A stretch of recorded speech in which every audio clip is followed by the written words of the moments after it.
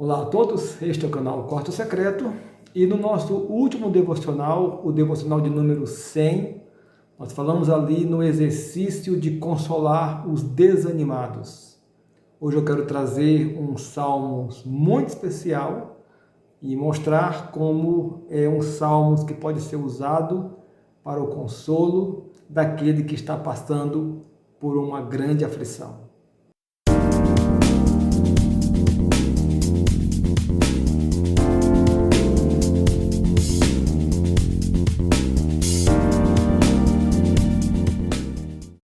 No nosso último devocional, então, nós falamos, baseados em 1 Tessalonicenses 5,14, algumas maneiras pelas quais nós podemos servir na igreja para abençoar aos nossos irmãos e sermos úteis no reino de Deus.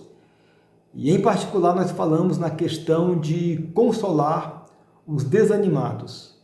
E demos ali algumas poucas dicas para exercer este consolo, a questão de fugir dos clichês, a questão de usar a palavra de Deus para consolar, para trazer ali uma palavra efetiva e lembrar promessas de Deus para exercer o consolo e permitir que a palavra de Deus console o coração daquele que esteja aflito, desanimado. Então hoje eu gostaria de usar os Salmos 13 para fazer essa demonstração. Salmos 13, portanto, são 6 versos que nós podemos repartir ou dividir em 3 porções. E eu estarei lendo então cada verso e fazendo alguns comentários. E veremos que à medida que o salmista avança no seu texto, ele vai mudando a sua disposição de espírito, geralmente começando com o espírito abatido, e ele termina os salmos com um outro espírito e louvando a Deus, e aí que está a beleza e o motivo pelo qual os salmos podem alentar o nosso coração, porque é a verdade da palavra, escrita por alguém que conhecia o Senhor, que caminhava com o Senhor. Começando aqui com o verso 1 e 2, onde ele começa com 4 perguntas, com 4 questionamentos, porque geralmente quando estamos passando por aflição, nós temos muitas perguntas ao Senhor e nós não devemos nos envergonhar de fazer perguntas ao Senhor, porque é isso que nós vemos nos Salmos quando o salmista está aflito. E ele começa assim no verso 1, até quando, Senhor? Esquecer-te-ás de mim para sempre. E é claro que aqui o salmista está, digamos assim, no seu nível emocional de ter a percepção ou o sentimento de que o Senhor esqueceu dele, mas na verdade no nível racional ele sabe que o Senhor não esquece de cada um de nós nunca. Tanto é assim que lá no Salmo 139, este mesmo salmista vai dizer ali nos versos 7 e 8, para onde me ausentarei do teu espírito? E para onde fugirei da tua face? Se subo aos céus, lá estás. Se faço a minha cama no mais profundo abismo, lá estás também. Então o salmista sabe que este Senhor, que este Deus não esquece dele, assim como nós sabemos disso, mas aqui no seu sentimento, no seu estado emocional, ele faz essa pergunta então como se não percebesse ou não sentisse a presença de Deus. E ele vai perguntar, até quando ocultarás de mim o rosto? A terceira pergunta, até quando estarei eu lutando dentro em minha alma, com tristeza no coração cada dia? Esse é o verso 2. E aqui quando ele fala com tristeza de coração cada dia, ele está refletindo aqui, expressando um estado de depressão. E aqui nós nos deparamos com um tabu, não é? Em que talvez até hoje muitas pessoas e talvez muitos crentes achem que ter depressão é algo que não faz parte da vida do cristão, que ter depressão seria um reflexo ou um resultado de pecado ou de distanciamento de Deus. E hoje já sabemos que isso não é verdade. O cristão pode sim e tem depressão, pastores inclusive, líderes inclusive, missionários inclusive, e que devem ser tratados com medicamentos apropriados e também com a palavra de Deus. Para nós que cremos que a palavra de Deus é viva e eficaz, que é mais penetrante do que espada alguma de dois gumes, que penetra até o ponto de dividir espírito e alma, juntas e medulas, e é apta para discernir os pensamentos e as intenções do coração. Esta palavra, ela ministrada ao nosso coração, ela fará grande efeito. Então, a depressão deve ser tratada sim, dessas duas formas.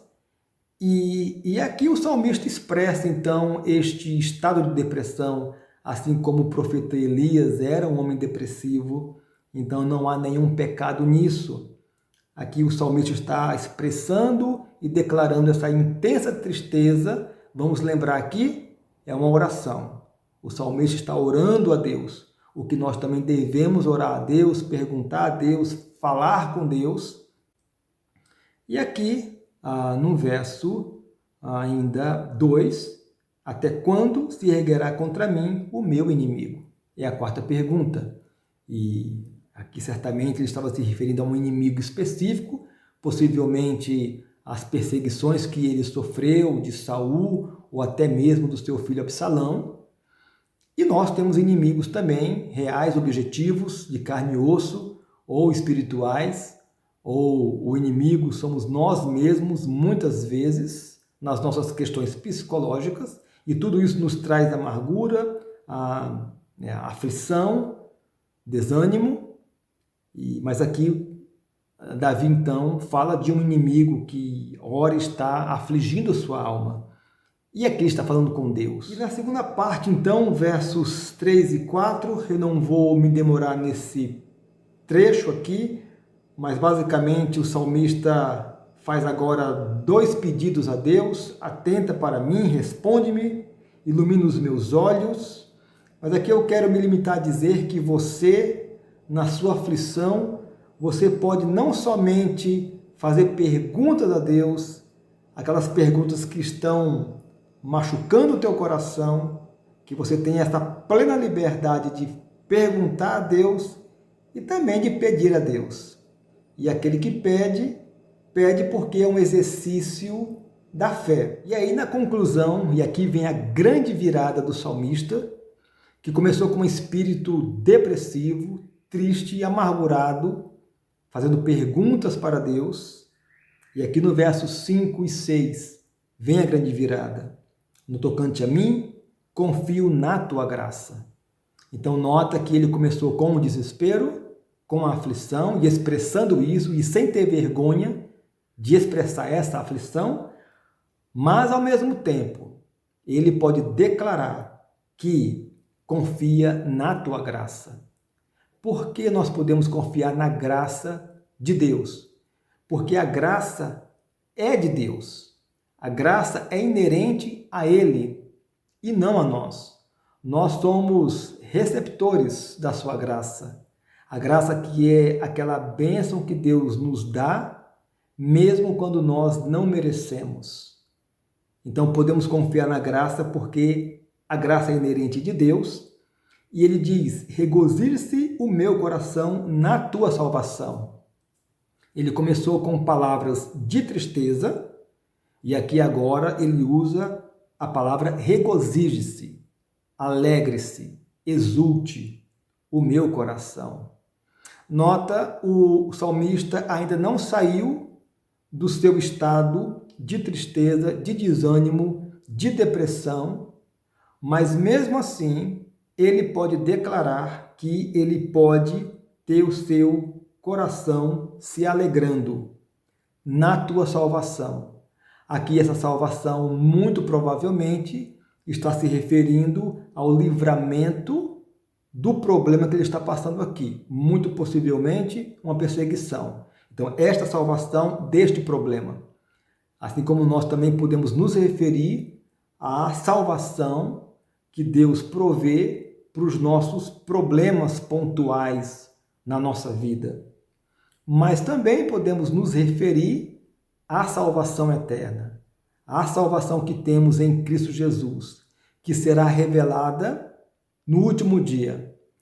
Então, mesmo passando por momentos de grande aflição, nós podemos lembrar desta promessa da palavra de Deus, que um dia Jesus virá e nos buscará e um dia estaremos com Ele para sempre, e Ele enxugará dos nossos olhos toda lágrima.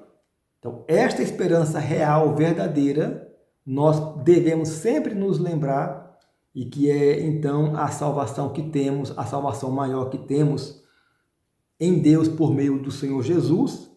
E no verso 6, essa declaração aqui que Davi faz: cantarei ao Senhor, porquanto me tem feito muito bem. Então, aqui a questão de que ele vai sempre se lembrar de tudo que Deus já fez na sua vida. E nós também somos orientados para que nós sempre nos lembremos de todos os benefícios que Deus já fez na nossa vida. E aqui ele fala: cantarei ao Senhor. Então, alguém mesmo que num momento de tristeza aqui, ele termina esse salmo dizendo: cantarei ao Senhor. E ninguém que está triste canta. Ele só canta por sentir uma alegria, e uma alegria verdadeira, porque vem do Senhor. Então, este é um salmo que nos traz grande esperança, grande consolo. E talvez esse salmo seja para você hoje, que talvez você esteja passando por uma situação difícil na sua vida, em qualquer área da sua vida. Então eu quero te dizer que esta é a palavra de Deus. Este é um salmo para o teu consolo. Então, que você pode fazer como salmista, fazer perguntas para Deus, fazer pedidos para Deus, e que você pode também declarar e confiar na sua graça, na sua presença, e que também você pode se lembrar que vai voltar a se regozijar no Senhor, porque esta é uma promessa dele para mim e para você, e que um dia você ainda cantará ao Senhor e contará mais uma vitória que Ele deu na tua vida.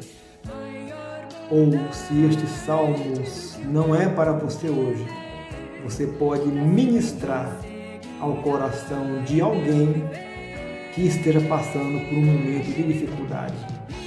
Então aprenda a consolar os outros, aprenda a perceber os outros, que eu e você possamos ser bênçãos na vida de outras pessoas, para a glória e para a honra de Deus Pai.